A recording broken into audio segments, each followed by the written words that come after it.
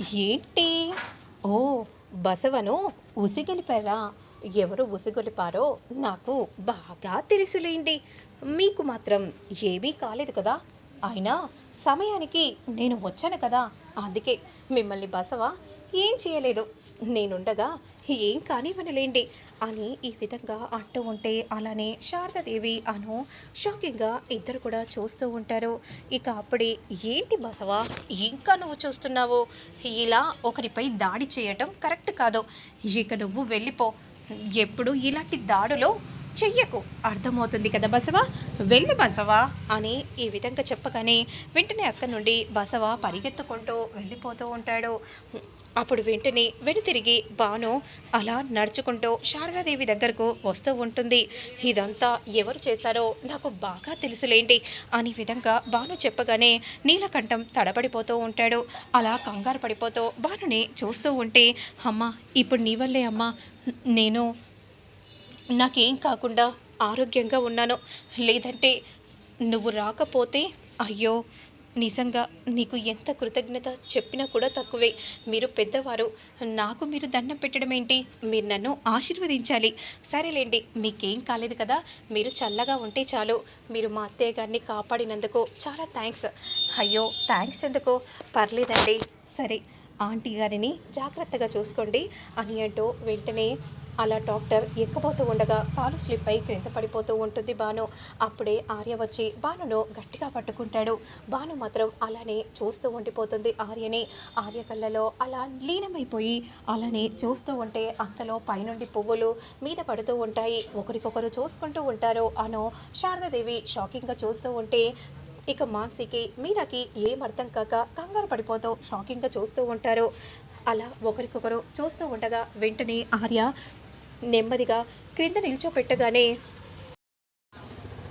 మీరు మా అమ్మగారిని కాపాడినందుకు చాలా థ్యాంక్స్ అండి. మీరు ఏ రుణం ఇచ్చి తీర్చుకున్నా కూడా చాలా తక్కువే. మీ వల్లే ఇప్పుడు మా అమ్మకి ఏం కాలేదో అని అంటూ ఉంటే, ఏంటి రుణం ఇచ్చి తీర్చుకోవాలని చూస్తున్నారా? సరే, మీరు ఇంతలా అడుగుతున్నారు కాబట్టి చెప్పేస్తాను. మీరు నాకు నచ్చారు, ఐ లవ్ యూ అని విధంగా అనగానే ఒక్కసారిగా ఆర్య షాకింగ్గా చూస్తూ ఉంటారు. నేను నిజం చెప్తున్నాను, మీరు నాకు చాలా నచ్చేశారు. మీరు నన్ను పట్టుకోగానే కరెంట్ షాక్ ఎక్కడికో పోయింది. అందుకే మీరే నా మొగుడు నేను ఫిక్స్ అయిపోయా. నేను మీ భార్యనని మీరు కూడా ఫిక్స్ అయిపోండి. ఇది ఫిక్స్. ఈ భాను అనుకుందంటే ఖచ్చితంగా అవ్వాల్సిందే, అయి తీరాల్సిందే. ఎందుకంటే ఇక్కడ ఉంది భాను అని విధంగా అంటూ ఉంటే నీలకంఠం షాకింగ్గా చూస్తూ ఉంటారు. అయ్యగారు, అయ్యగారు, ఎక్కడి నుండి పోదాం పదండి అయ్యగారు, లేదంటే అదిగో ఆవిడ మీ పేరును బయట పెట్టినా పెట్టేస్తుంది అని అంటూ ఉంటే, పదరా పద అని ఏంటో అక్కడ నుండి వెళ్ళిపోతూ ఉంటారు. ఇక అంతలో అను వచ్చి, ఎక్స్క్యూజ్ మీ, మీరేం మాట్లాడుతున్నారో మీకైనా అర్థమవుతుందా? ఆయన నా భర్త. అయితే ఏంటి? So what? ఎందుకంటే నాకు మీ ఆయన కాదు, ఈయన నాకు చాలా బాగా నచ్చారు. అందుకే పెళ్లి చేసుకుంటే ఈయన లాంటి ఇతన్ని పెళ్లి చేసుకోవాలని అనిపిస్తుంది కాబట్టి. అంటే ఏంటి? ఒక రకంగా నీకు సవతిని అనుకో, నీకు ఇక సవతి పోరు తప్పదు. ఎందుకంటే నేను ఎలాగైనా అతన్ని పెళ్లి చేసుకొని తీరుతాను కాబట్టి. ఇదిగోండి చెంబు మీదే అనుకుంటా. ఇక నేను వచ్చినప్పటి పూర్తయిపోయింది. ఇంకో విషయం, ఈ విషయాన్ని మాత్రం మీరు ఖచ్చితంగా కొట్టివేయరాదు. ఎందుకంటే ఇది నేను సీరియస్గా నా మనసులో నుండి వచ్చిన మాట కాబట్టి అనే విధంగా అంటూ అక్కడి నుండి వెళ్ళిపోతూ ఉంటే ఆర్య అలానే చూస్తూ ఉంటాడు. ఏంటండి అలా చూస్తున్నారేంటి? అసలు ఏంటనో, ఏం ఇలా మాట్లాడిందేంటి? అంతలో శారదాదేవి మాత్రం, అవునర్య అలా పిచ్చిదానిలో మాట్లాడేసి వెళ్ళిపోయిందేంటి? నాకేం అర్థం కావట్లేదు. అదే అమ్మా, మీరు మాత్రం ఇకపై రోడ్డు మీద తిరిగితే చాలా జాగ్రత్తగా వెళ్ళండి, అర్థమవుతుందా? పదండి పదండి అని అంటూ వెంటనే అక్కడి నుండి వెళ్ళిపోతూ ఉంటారు. ఇక మాన్సి మీరతో ఇలా చెప్తూ ఉంటుంది, ఖచ్చితంగా అనుకి మాత్రం సవతి పోరు మాత్రం తప్పదు. ఎందుకంటే సవతి పోరు అతి త్వరలో రాబోతుంది. ఈ స్టోరీ ఎక్కడి వరకు తీసుకోబోతుందో అనే విధంగా మాన్సి మీరాతో అంటూ ఉంటే, మరోవైపు మాత్రం అజయ్ అలా నడుచుకుంటూ వస్తూ ఉంటాడు. ఏంటో దర్జాగా ఇంట్లో కూర్చొని ఏసీ ఆన్ చేసి తింటూ ఉండేవాడిని ఇదిగో ఈ విధంగా చేశారు, అసలు ఏం అర్థం కావట్లేదు అనే విధంగా నడుచుకుంటూ వస్తూ ఉంటాడు. అది సార్. ఏంటి బాబు, మీకేం కావాలో చెప్పండి బాబు, చెప్పండి మీకేం కావాలి అంటే నాకు ఇందులో సుత్తి కావాలా, కత్తి కావాలా, ఏది కావాలో మీరు చూసుకోండి, వెంటనే ఇచ్చేస్తాను అంటే అది నేను. ఏంటి బాబు, చెప్పండి బాబు మీకేం కావాలి. అర్థమైంది అర్థమైంది, వల వేయటానికి వల పట్టడానికే కదా మీరు అడిగేది. నేనున్నాను కదా బాబు అనే విధంగా అంటూ ఉంటే అది కాదు. ఏంటి బాబు, ఇక్కడ పని దొరుకుతుందని అన్నారు కదా, ఏంటి మీరు పని చేయడానికి వచ్చారా? మీ మొహం చూస్తే అలా అనిపించట్లేదు. పని కోసమే వచ్చాను. సరే అయితే పనుంది, చేస్తారా? "హ, ఉంది. అయితే రండి, మీకు చూపిస్తాను" అని అంటూ తీసుకెళ్తూ ఉంటాడు. కానీ ఒక్క షరతు, రోజుకు 250 రూపాయలు మాత్రమే కట్టిస్తాను. అలా అయితే మిమ్మల్ని తీసుకుపోతాను.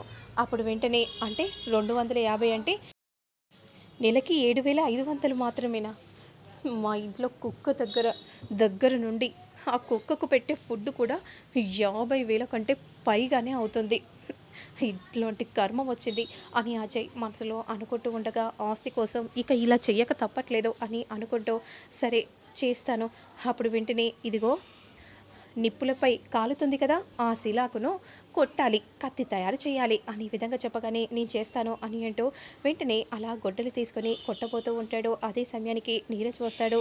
అంతలో సార్, ఏంటి బాబు మీకు ఆ, మీ దగ్గర పని దొరుకుతుందని అన్నారు. ఇందాకే ఒకరు వచ్చారు, దీనికి కూడా పోటీ ఉంటుందా ఏంటి? ఇప్పుడే వచ్చి జాయిన్ కూడా అయ్యారు, కావాలంటే చూపిస్తాను రండి అని విధంగా అంటూ తీసుకెళ్తూ ఉంటే ఏంటి అజయ్ లాగే కనిపిస్తున్నాడేంటి అని విధంగా అంటూ దగ్గరగా వెళ్తూ ఉంటే నీరోజు వచ్చాడేంటి అని అనుకుంటూ వెంటనే అదిగో వచ్చాడో లేదో పని మొదలు పెట్టేశాడు అని విధంగా అంటూ అజయ్ అలా కొట్టబోతూ ఉండగా అంతలో పడిపోతాడు. అప్పుడు వెంటనే నీరజ్ వచ్చి అజయ్ని పట్టుకొని అజయ్ అని అనగానే ఇద్దరు కూడా చూసుకుంటూ ఉంటారు. ఇక్కడ నేను పనిలో ఉన్నాను కదా, ఇక నువ్వు వెళ్ళిపో అని అనగానే వెంటనే నీరజ్ అక్కడి నుండి వెళ్తూ ఉంటాడు. ఆవిడ ఏంటన్నా అట్లా వచ్చి అట్లా వెళ్ళిపోయి అన్ని మాటలు మాట్లాడింది, రేయ్ అని అంటూ చెంప పగలగొట్టగానే ఎప్పుడు చెంప పగలగొడతాడో నాకే అర్థం కాదు. అదిగో చూడండి సర్పంచ్ సారు, ఆ అమ్మాయి ఇక్కడికి వస్తుందేంటి? వెంటనే డాక్టర్ నుండి దిగగానే వచ్చావా అమ్మ అని విధంగా అంటూ బానును హక్ చేసుకోగానే "ఆ, ఏంటి మీ అయ్యగారికి నువ్వు చెప్పు, ఎందుకంటే ఇదంతా చేసింది బసవను బు బుసలు కొట్టేలా చేసింది కూడా మీ అయ్యగారే కదా. "ఆ, ఏంటి సర్పంచ్ సారు, మిమ్మల్ని అన్నన్ని మాటలు అంటుంటే మీరు కామ్గా ఉన్నారేంటి? నాకేం అర్థం కావట్లేదు. ఎందుకంటే నా అయ్య కాదు, అయ్య కదా, అయ్యా అని వదిలిపెడతానని అనుకుంటున్నాడేమో. వదిలిపెట్టను, ఇక్కడ ఉంది బాను, బాను ఇక్కడ. అయినా ఇదేంటే, పట్నం నుండి వచ్చినప్పుడు ఇంటికి సరిగా రావాలి కదా. అమ్మ ఒక్కటి చెప్తున్నాను, నీ మొగుడికి చెప్పుకో, నన్ను ఇన్వాల్వ్ చేసి మాట్లాడితే బాగుండదని. ఎందుకంటే మధ్యలో ఒక స్టోరీ జరిగింది. ఏంటమ్మా అది? ఏముంది, ఒక ఆవిడను ఎద్దు గుద్దబోయింది. అది కూడా ఆ ఎద్దును ఉసికొలి పొంది కూడా మీ ఆయనే, కానీ అక్కడ చెప్పలేదు. పైగా వాళ్ళ కొడుకు నాకు తెగ నచ్చేశాడు. నేను క్రింద పడిపోతుంటే నన్ను పట్టుకున్నాడు, నాకు కరెంట్ షాక్ వచ్చేసింది. ఇక అతన్నే నేను నా మొగుడిగా తీసుకొని రావాలని అనుకుంటున్నాను. చూసావా ఎలా మాట్లాడుతుందో? నేను అలాగే మాట్లాడతాను. ఎందుకంటే ఈ ఇంటికి వచ్చే అల్లుడిపై నువ్వు ఏదైనా చేస్తే మాత్రం నేను సహించను, ఊరుకోను. ఇక్కడ ఉంది బాను, అర్థమవుతుందా? ఇకపై కామ్గా ఉండు అని అంటూ అక్కడి నుండి నడుచుకుంటూ వెళ్తూ ఉంటే నీలకంఠం షాకింగ్గా చూస్తూ ఉంటారు. మరోవైపు అసలు ఏం జరుగుతుందో ఏంటో అని అంటూ ఉంటే చెంప పగలగొట్టి నీలకంఠం వెళ్ళిపోతూ ఉంటే మరోవైపు ఆర్య మాత్రం బస్తాలు మోస్తూ ఉంటాడు. అదే సమయానికి నీరజ్ చూస్తాడు. నీరజ్ చూసి దాదా అని అంటూ వెళ్తూ ఉండగా ఇలా నేను దాదాను చూడటం నాకే ఇబ్బందికరంగా ఉంది. అలాంటిది ఇప్పుడు దాదా దగ్గరికి నేను వెళ్ళి మాట్లాడితే దాదా బాధపడతారు అని అంటూ వెళ్ళబోతూ ఉండగా అదే సమయానికి ఆర్య వెంటనే అలా బస్తాను ఎక్కించబోతూ ఉండగా కాలికి ముళ్ళు ఇరుక్కుంటుంది. వెంటనే క్రింద పడిపోతూ ఉంటే దాదా అంటూ గట్టిగా పట్టుకుంటాడు. దాదా నువ్వు సాఫ్ట్గా ఉన్న పని చేయొచ్చు కదా దాదా, ఇదంతా ఎందుకు దాదా? నీరజ్ కష్టపడడానికి సాఫ్ట్ పనితనం గురించి చూడకూడదు. పని ఎలాంటిదైనా మనం పనిని పూర్తి చేయడం ముఖ్యం నీరజ్ అని ఆర్య చెప్తూ ఉంటాడు.